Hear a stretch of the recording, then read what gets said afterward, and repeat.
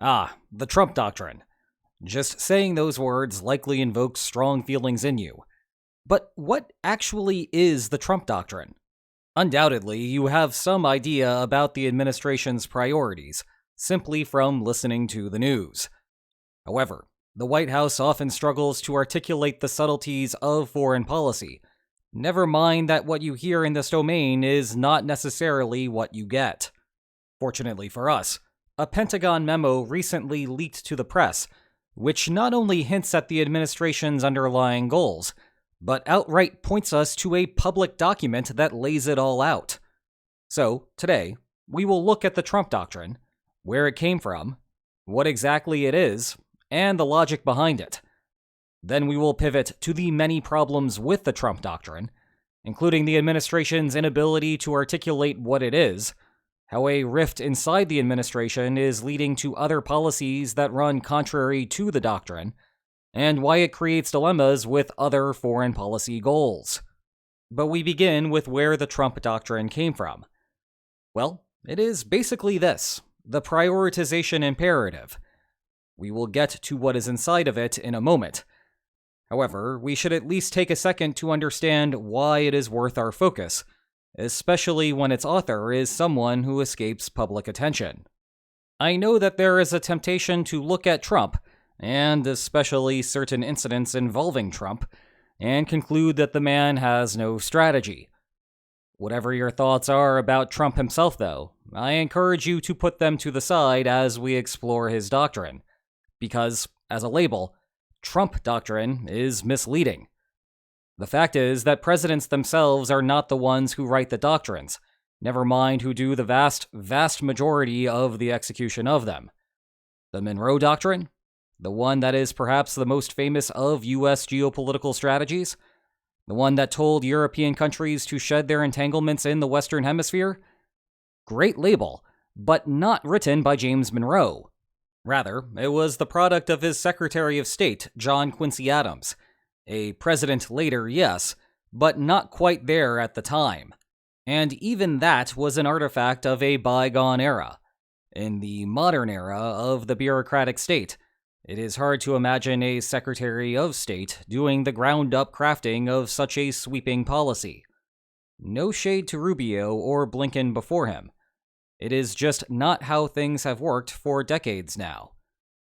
Take the anti-Soviet containment policy of the Cold War, alternatively called the Truman Doctrine for the time that it was implemented, and perhaps only second to Monroe in its fame. Crafted by President Harry Truman? Nope. It was the brainchild of George Kennan, at the time the number 2 in command of the U.S. Embassy in Moscow. That was certainly a coveted position among many at the time, but it was far from the upper echelons of the U.S. government. The buck stops here means that the president serves in an oversight role. He may set the agenda on what to work on, but the president does not do the work. There are too many other things for him to do. But he does give the thumbs up and bear the final responsibility for approval, which is why their names get slapped on the front of their doctrines. Anyway, the focus for today is on Alexander Velez Green, who served as the Acting Undersecretary of Defense for Policy. That is a whole lot of words that basically means the guy who crafts doctrine. The Washington Post article on the leak notes that some of the passages from the DoD memo are nearly identical to Velez Green's memo from last year, which should not be surprising given that, it is his job to write those things. Thus, even if we do not have access to the full memo that Secretary of Defense Pete Hegseth signed, it does not take Sherlock Holmes to deduce that we can use the Velez Green memo as a public stand-in for what the current policy is. And I know that it is tempting to fall back on the default belief and point to the sign saying that it is meaningless cheap talk, but I assure you that it is not for 3 reasons. First, the secret DoD memo was not a public announcement subject to the standard sort of bluster and posturing. It was supposed to be only circulated internally, for the consumption of those in the Pentagon, and not us on the internet or intelligence communities on foreign soil. Second, Giving Velez Green his job in itself was telling. Just as you would not hire Usain Bolt to be your sparring partner, you would not hire someone who has spent years working on an Asian pivot to not pivot to Asia. Finally, the memo itself is the doing. These types of documents are common within the US government as a means to coordinate bureaucrats into working on the government's policy goals. The Pentagon by itself has about 25,000 employees, and thus you need foundational documents like this to get everyone on the same page. In that light, if you look at the headlines about the leaked DoD memo, it is surprising that many of the stories seem surprised that this is what is happening at the Pentagon, even though it is hard to reveal something that has been sitting on the internet since August of last year. Fortunately, other reports more matter-of-factly focused on the connection to Velez Green's former employer, a topic that will recur many times later in this video.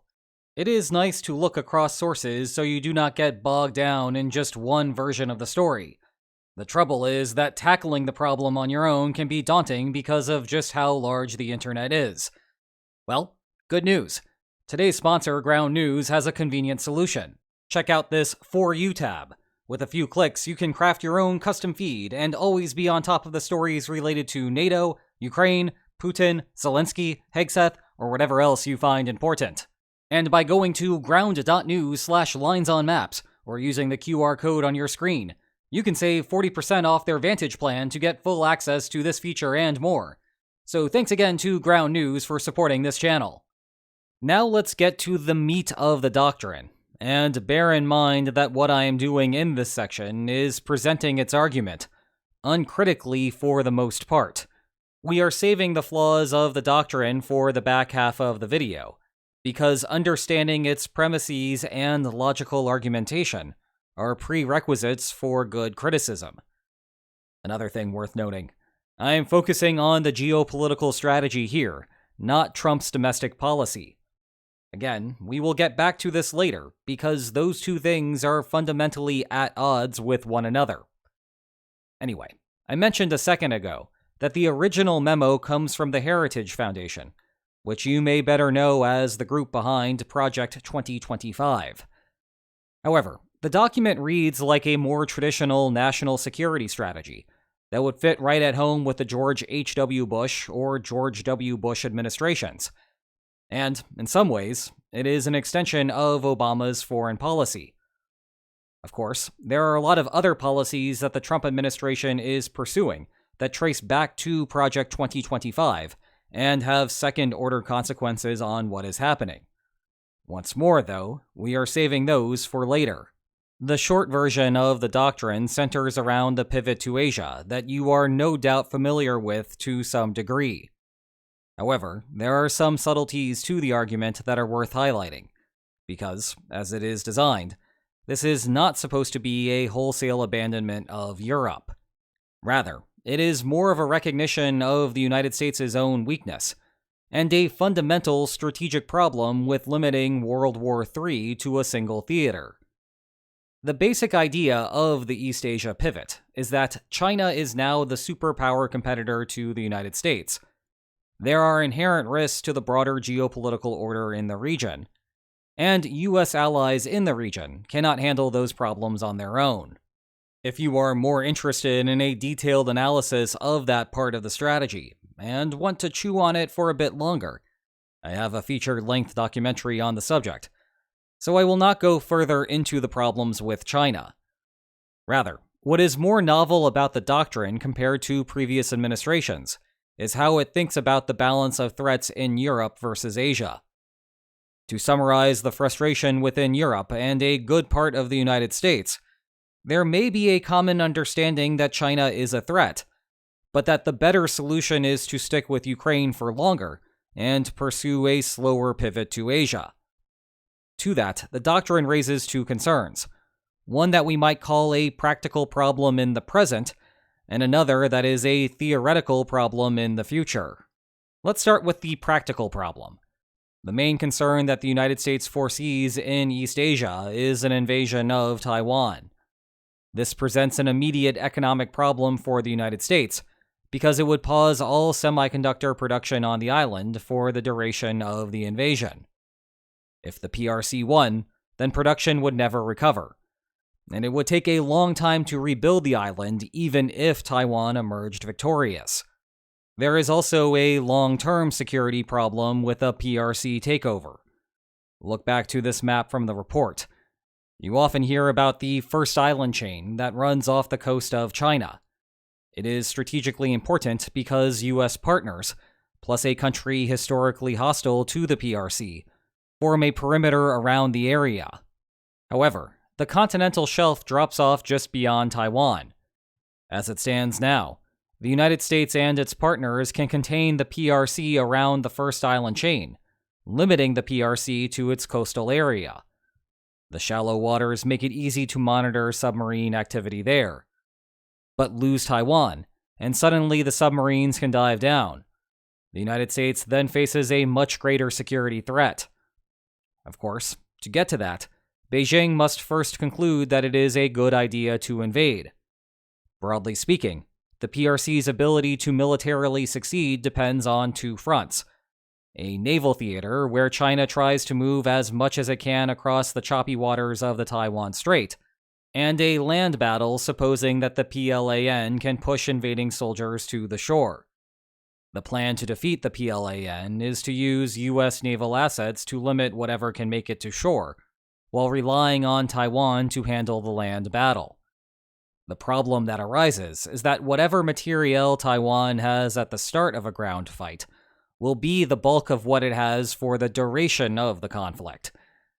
For more than 3 years now, the West has resupplied Ukraine by flying materiel to Poland and driving it across the border. Russia simply does not have the reach to strike that half of the country. In contrast, Taiwan is both literally and figuratively on an island here.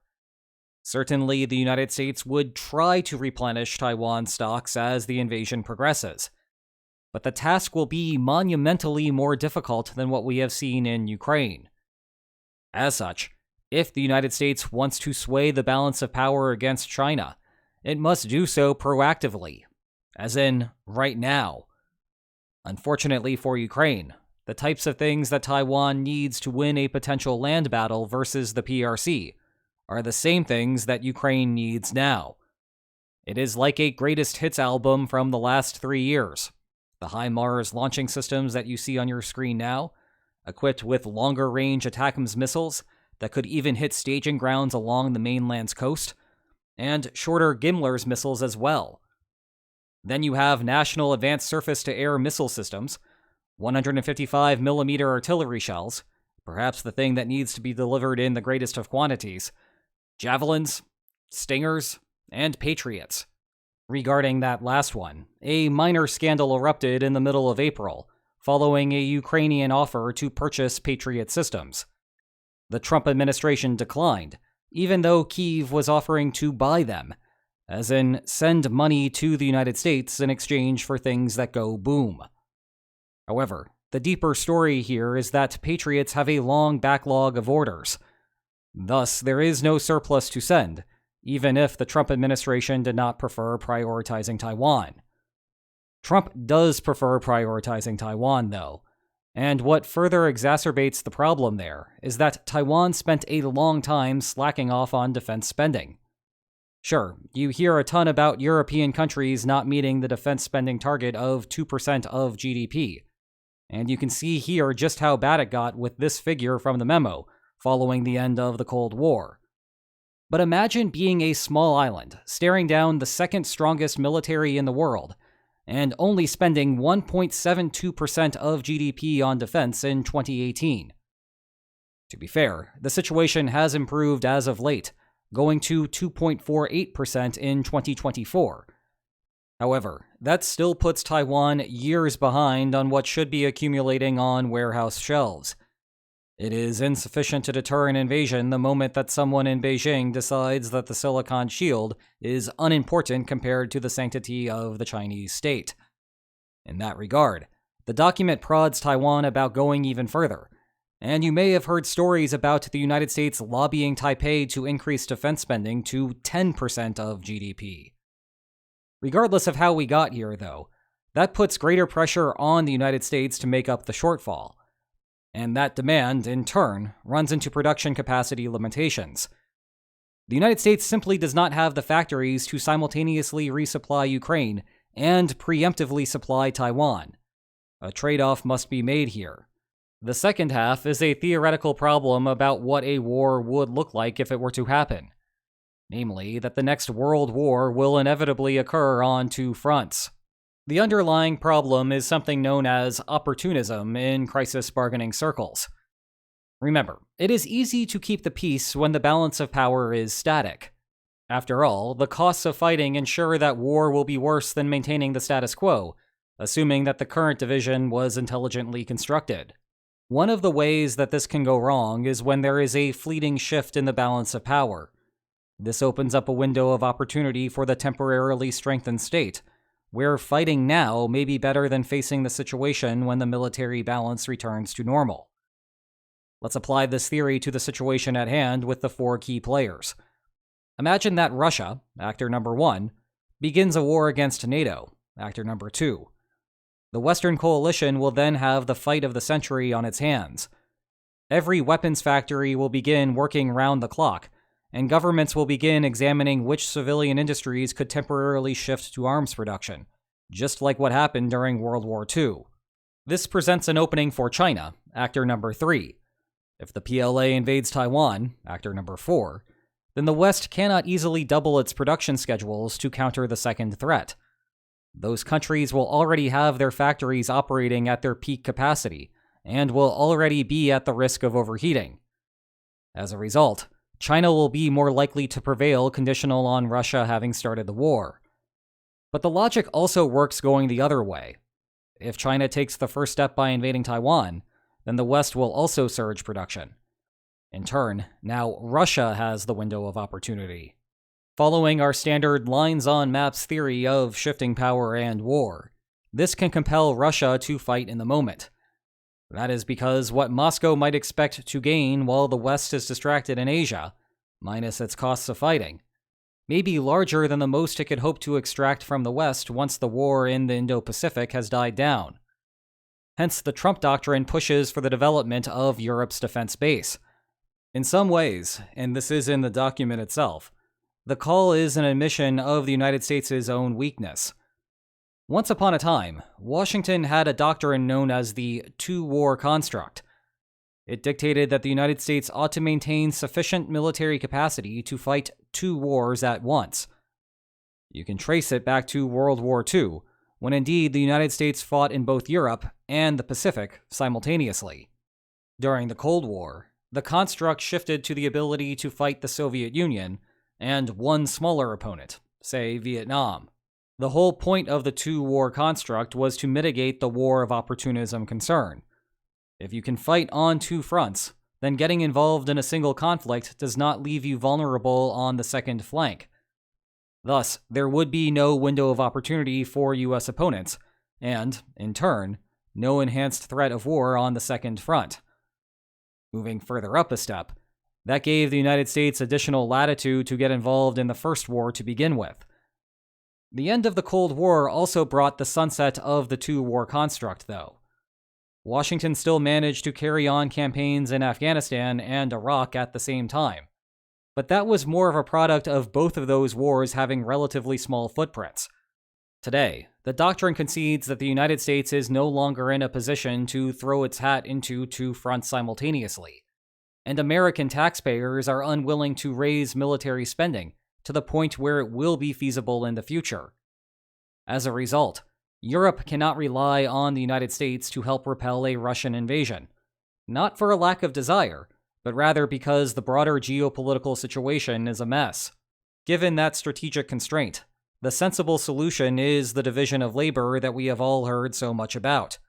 Europe handles Russia as its primary responsibility, while the United States handles China as its primary responsibility. This makes sense because Europe is right on top of Russia, while the United States has the naval power to reach across the Pacific. And it is not just the United States that is thinking that way. NATO has started integrating its Indo-Pacific partners into its major meetings, and the last two secretaries general have increased their diplomatic visits to the region to coordinate across the world. Okay, that wraps up our conversation about the Trump Doctrine itself. Now I want to pivot to the various issues that come along with it and roadmap where we are going. We can divide the issues into three categories. First is the administration's inability to communicate what the heck the Trump Doctrine is, and we can subdivide the causes of that into three categories. 1. The administration's generally poor ability to communicate. 2. The internal divisions within the White House that are distorting the implementation of the doctrine. And 3. Lingering concerns about European defense spending. The second set of problems relates to the White House's internal divisions creating policies inconsistent with the national security strategy. 1. The interpretation of America First, meaning that no money should be leaving the United States at all. 2. The consequences of the economic war with Europe. 3. Reprioritizing the Department of Defense to border security. And 4. The broader government efficiency reforms and eliminating DEI initiatives. The final set of problems relates to the broader strategic picture. 1. The poor implementation of the policy from Europe's perspective. 2. How it is sabotaging the U.S. ability to mediate an end to the Russia-Ukraine war. And 3. The foregone benefits of taxing Russia further in Ukraine. Let's start with the awful communication and consistency part. Again, it is weird that you are here on a YouTube video trying to decipher what the White House is thinking. Shouldn't they be able to do that all by themselves? Now, to be fair, the information is out there. I could not be citing the Velez Green document if it were not. Also, Velez Green's formerly appointed successor, Elbridge Colby, has a treatise that lays it all out. And to leave no doubt there, they are on the same page regarding the pivot. Thus, the problem here is not that the information does not exist. Rather, it is communicating it with a larger audience. Colby's book is well known within the government's national security circles, because it expands on the 2018 National Defense Strategy, which he developed. That, by the way, is not some sort of think tank book. It is official U.S. policy. But that is a far cry from a broader public understanding, and I also get the sense that even media that cover national security affairs are often not aware of it. Indeed, that hints at a more general struggle of the Trump administration, the inability to communicate any policy, not just this one. Think about all of the different variations of what the tariff strategy is, never mind what the specific tariff amounts will be. Well, apply that to a national security strategy, and here we are. Yes, I understand the irony of a media personality as the head of the Department of Defense being unable to communicate policy. But then again, Fox News was never good at breaking its message out of its bubble.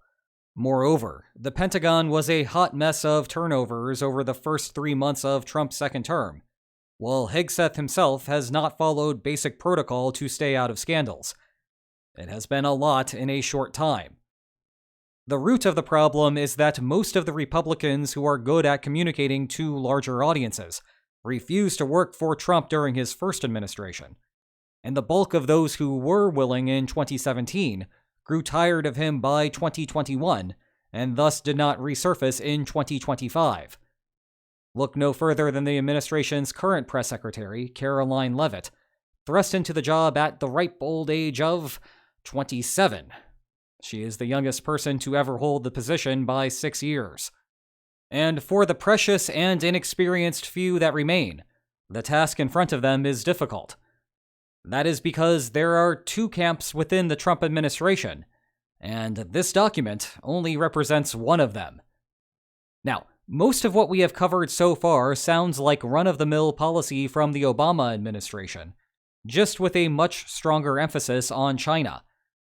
However, you will recall that the Heritage Foundation is also the author of Project 2025. And with that comes a whole bunch of domestic policies that call for a massive overhaul of the U.S. federal government's mission. As we will cover in a moment, those run at odds with implementing the national security portion of Trump Doctrine. Good luck trying to communicate, hey, There are these guys in the White House trying to implement an aggressively anti-China, but otherwise fairly normal foreign policy agenda.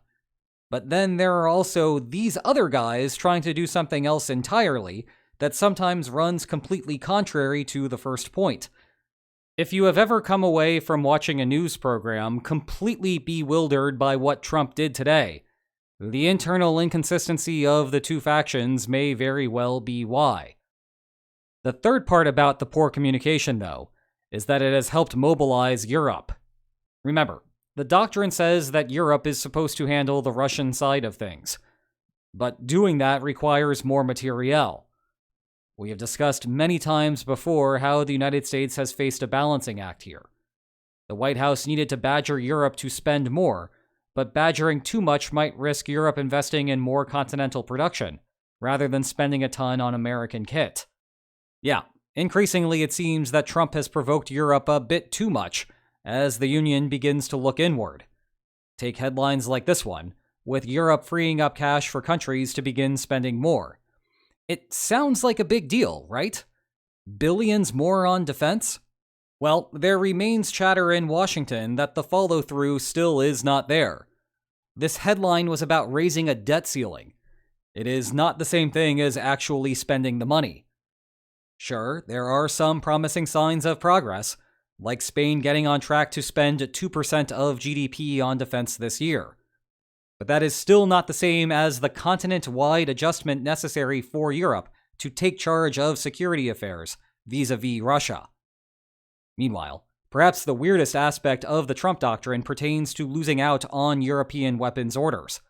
Contrary to almost all public discourse on the matter, the Trump doctrine sees it as an asset if Europe invests in its own production capacity. Admitting weakness once again, the document concedes that the United States does not have the manufacturing bandwidth to handle the orders that Europe ought to be making. Nor does the United States have the bandwidth to expand to the point where it would be feasible. In turn, Europe increasing its own capacity is a necessary step to achieve the doctrine's goals. Consequently, what many see as a failure to keep Europe reliant on the US defense industry is by design. If the jumbled communication patterns helped achieve that goal, then there was less incentive to fix the problem at all.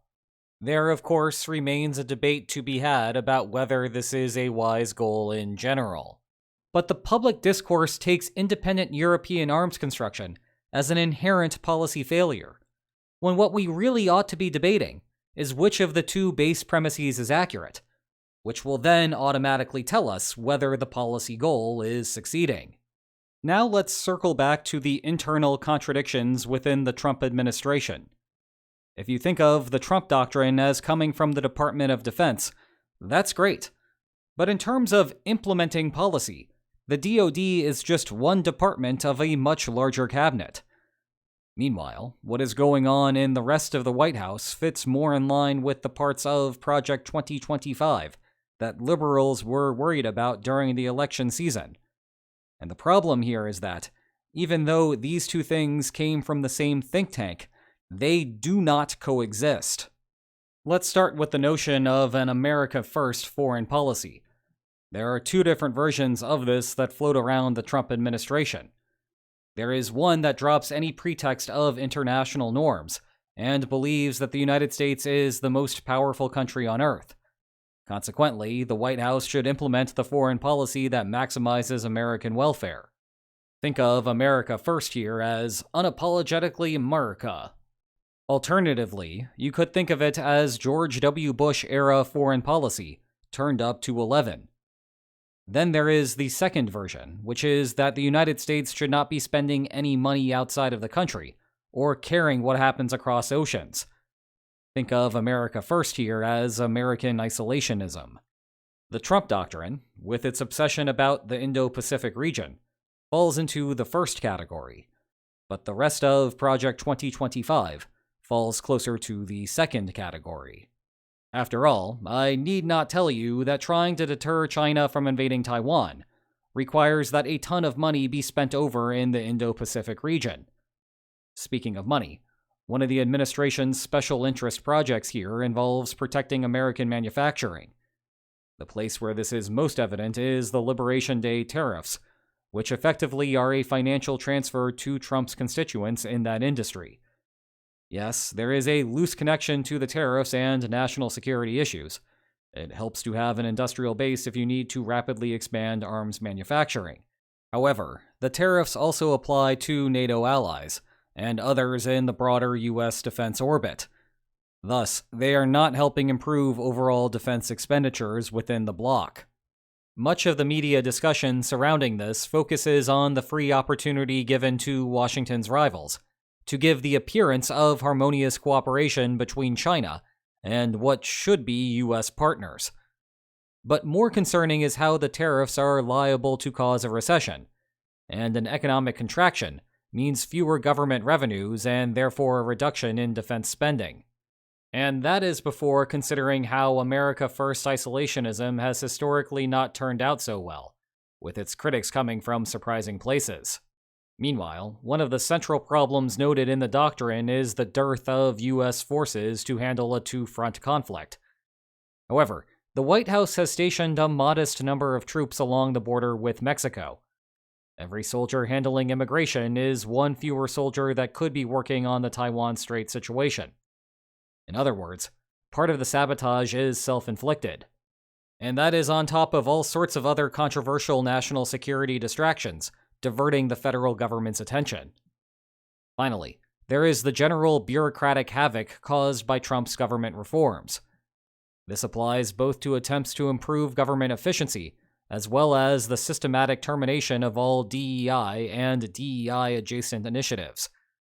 We are still in a period where the career members of the military and defense establishment, from West Point to the war colleges to the Pentagon, are spending significant portions of their workdays trying to figure out what they need to do to comply with the new policies. All of the time they spend doing that is time away from training and preparing for a future battle with China. Now, in response to those objections, the Trump administration would raise a finger and argue that these are better for the long-term health and sustainability of the institutions. What you think of that last statement will undoubtedly depend upon your political orientation. Regardless, though, there should be consensus that the short-run effect is a weaker United States. For our final topic, we turn to the problems inherent to the plan and the execution of it due to strategic pressures worldwide. The obvious starting point here takes us back to Europe and the transatlantic rift that is forming. If Russia and China will inevitably be cooking up a war together, then the West's goal ought to be to maximize overall power across North America and Europe. Sowing distrust of the White House is not a good way to do that. Well, distrust would be good for them, but not for those voting to put a president in here. Historically, one of NATO's main strengths has been to allow states to focus on their military comparative advantages. Specialization within the alliance can thereby increase, giving NATO more power collectively than the sum of what would be the case if each country invested independently. However, specialization requires a certain level of trust that the other members will supply your missing pieces. Otherwise, you have set yourself up for disaster. Well, erasing the United States from the equation puts a major dent in that plan. Again, the Trump administration's motive here is clear. Europe sagged on military spending for decades because its voter base was uninterested in making the domestic sacrifices for the greater Western defense, and pressure of a more diplomatic variety from two other administrations did not yield results. If it takes burning some bridges, or appointing a bridge for that matter, to change the electorate's mind, perhaps the Trump administration thinks that it is worth the cost.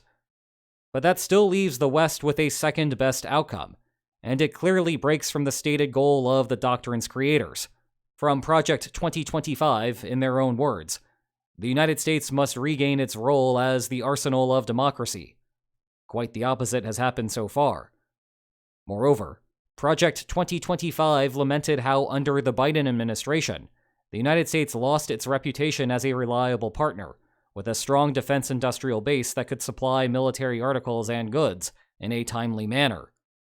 Yet the last 3 months has seen the worst damage to that reputation since the post-World War II order came into force. Meanwhile, Even clearer problems relate to the Russian invasion of Ukraine. One of the Trump administration's goals was to end the war in 24 hours. Hyperbole or not, the White House has struggled to make progress on that front under a longer time horizon. There is a clear reason why, though. The Trump peace plan is incompatible with Trump doctrine. Recall the basics of Special Envoy to Ukraine Keith Kellogg's proposal. It is a contingent armament plan, where the United States cuts military aid to Ukraine if Ukraine refuses to participate in a deal. However, if Russia refuses to participate, the United States massively ramps up aid. The plan is coherent because it causes a huge shift in the balance of power against whichever state is not cooperating. That has the ability to render irrelevant whatever bargaining frictions are causing the war to continue. But as has been a long-running theme on this channel, Washington's leverage is only as good as the Kremlin's belief that there will be follow-through if Russia refuses. Well, on one hand, you have something like this happening in the White House. And on the other hand, here you have a document that basically says that the United States would never flood aid to Ukraine because Taiwan is too important. Now, I know that this document may seem obscure to us, but I can guarantee you that there are people in Moscow who have read it and who are drawing the same conclusion that we just did. No wonder, then, that the Kremlin has been giving Washington the runaround for more than a month regarding a ceasefire. And this also provides some insight into why it seems that the United States is turning the screws harder against Ukraine. The Trump administration actually has leverage there, and if that's all that they've got, they appear content to use it. Lastly, there is a deeper question about how to maximize the Western coalition's power vis-a-vis the unlimited friendship between Russia and China. So far, we have been focused on adding military resources to the West column. But military power is zero-sum, so equivalently you could reduce the opposing coalition's resources. On the surface, this would seem to suggest that it would be a good idea to give more armaments to Ukraine now to further disable the Russian military. However, the doctrine would counter that those same resources shipped to Taiwan would eventually reduce the PRC's capacity, so the net effect, at least on the surface, is a wash. Thus, we are once again left with a question of how vulnerable Taiwan is at the moment. Nevertheless, let's go beyond the military part of this and instead look at the political situation. You have seen plenty of speculation that Trump is trying to pull a reverse Nixon and pry Moscow away from Beijing, essentially the opposite of how Nixon went to China and exacerbated the Sino-Soviet split. Well, the Trump doctrine makes clear that this is not a reasonable goal, and thus we ought to quash the theory. That said, one actual way to split the two is to watch Putin fall from power and hope that his successor would prefer to westernize. The obvious way to do this is to embarrass Russia and Ukraine, thereby sending a compelling message to the people of Moscow that their government is non-functional, tried to exploit the masses, and failed miserably. That would be an argument for how an investment in Ukraine would generate disproportionate returns. I am sure, though, that the Trump administration worries about what Europe's next move after that would be. In an ideal world, after the Russian threat is gone, the transatlantic partners would take the surplus European stock and point it to the Indo-Pacific. Let's look at the overall outcome. Europe wins because it no longer faces the Russian threat, and the United States wins because it gets even more metal to deter China. But the Russian threat is what is motivating Europe to invest in defense. Remove that, and you may see those countries' military spending drop off a cliff once again. And there goes the China deterrent. And that might be why we see the transatlantic struggle continue. In the meantime, the Trump administration worries that China receiving discounted Russian oil is allowing Beijing to rapidly expand its economy, and that the Chinese military will be better able to marshal those funds into military activities than the Kremlin can. Then again, as if to take us full circle, Trump's tariff threats are liable to trigger a global recession. Anticipation of that has sunk global oil prices, meaning that China is not benefiting as disproportionately as it was before. Will this result in a change in the Trump administration's priorities? I do not know. part of the stated reason for those massive tariffs against China was to coerce Beijing to make concessions on security affairs. Is this one such affair? Again, I do not know. However, I do know that I would like to thank Ground News once more for sponsoring today's video. Head over to ground.news/linesonmaps or scan the QR code on your screen to take a fantastic 40% off their Vantage plan. And if you enjoyed today's video, please like, share, and subscribe, and I will see you next time. Take care.